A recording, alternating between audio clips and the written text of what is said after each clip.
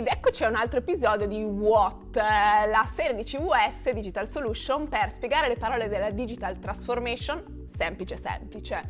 Oggi io sono abbastanza tranquilla perché dobbiamo parlare di ADI, ma tanto non è che lo devo spiegare io, come al solito, ma lo spiegherà Marco, vero Marco? Beh, mi avete chiamato per questo. Esatto, ti abbiamo chiamato per questo perché in CVS abbiamo questo competence center che tratta la gestione dei dati, ma io cercavo proprio un esperto di Electronic Data Interchange. E quindi mi hanno detto di chiamare te. Quindi, se ho capito bene, si parla di scambio di dati, ma scambio di dati per che cosa?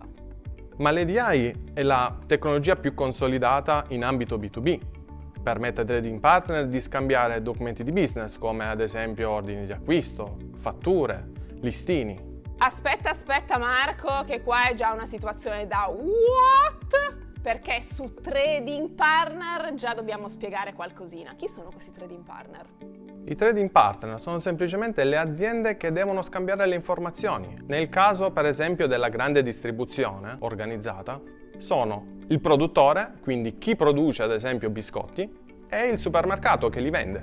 Ma che dati è che devono scambiarsi il produttore di biscotti e il supermercato? Facciamo un esempio molto semplice di scambio di informazioni tra il produttore di biscotti e il supermercato che li vende. Condividono il documento di anagrafica prodotti, in cui ci sono tutti i prodotti che il produttore produce, quindi c'è l'elenco di tutti i biscotti che produrrà. Il supermercato deve ordinare questi biscotti, quindi emetterà un documento di ordine di acquisto. Il produttore deciderà di accettare l'ordine di acquisto mediante la conferma d'ordine. Con tale documento può accettare l'ordine con o senza modifiche, oppure può anche rifiutarlo. Successivamente il produttore emetterà un documento di avviso di spedizione. Che cosa serve? Serve a comunicare in anticipo al supermercato come gli verrà consegnata la merce dal trasportatore.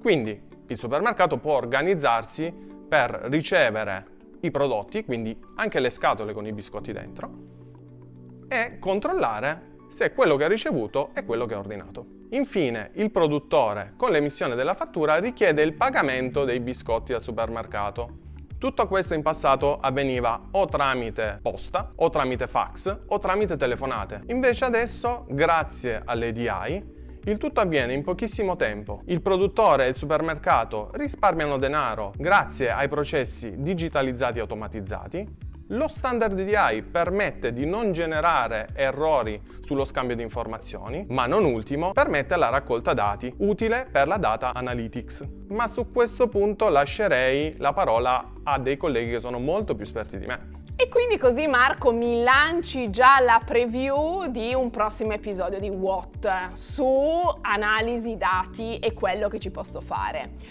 Quindi invece tornando al discorso dell'ADI mi stai dicendo che sono delle piattaforme, dei metodi e degli strumenti legati soprattutto alla grande distribuzione organizzata?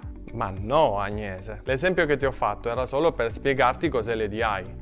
Ma in realtà l'ADI è utilizzato in tanti altri settori come la logistica, l'automotive, l'e-commerce, il settore sanitario e farmaceutico. Ottimo, quindi abbiamo spiegato come le ADI sono un metodo per far sì che lo scambio di dati tra produttori e distributori avvenga in modo semplice e con meno rischio errori. Con tutto sto parlare di biscotti mi è venuta voglia di fare una pausa caffè. Andiamo?